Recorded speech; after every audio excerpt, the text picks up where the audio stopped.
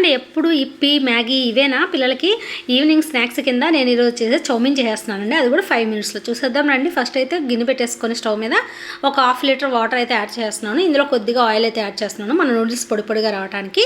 ఈ వాటర్ బాగా బాయిల్ అయిన తర్వాత ఇందులో మనం ముందుగా ప్యాకెట్లో ఉన్న నూడిల్స్ అయితే వేసేస్తున్నాను. ఎక్కువసేపు బాయిల్ చేయకూడదండి, ఇవి చాలా సన్నగా ఉన్నాయి.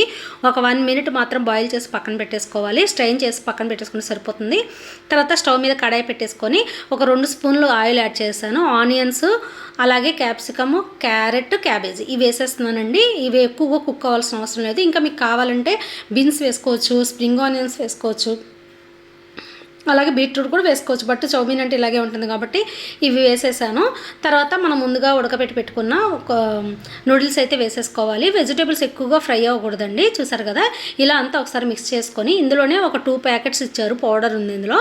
ఇంక ఇది వేస్తే సరిపోతుందండి. ఉప్పు కారం ఇంకేది యాడ్ చేయాల్సిన అవసరం లేదు. పిల్లలు హ్యాపీగా ఎంజాయ్ చేసి తినేస్తారు. బట్ పెద్దవాళ్ళు తినాలనుకుంటే మాత్రం కొద్దిగా కారం యాడ్ చేసుకోవాలి.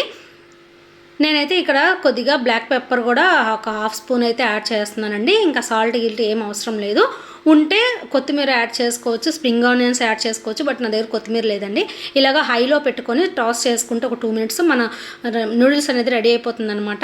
చాలా బాగుంటుంది. ఈవినింగ్ టైం స్నాక్స్లోకి పిల్లలు ఎప్పుడైనా అడిగినప్పుడు ఇలా 5 మినిట్స్లో యమ్మీగా చేసి పెట్టేసేయచ్చండి. తప్పకుండా ట్రై చేయండి. ఎవరైనా ట్రై చేయని వాళ్ళు ఉంటే నచ్చినట్లయితే ఒక లైక్ చేయండి. అలాగే నా ఛానల్ సబ్స్క్రైబ్ చేయండి. Thanks for watching.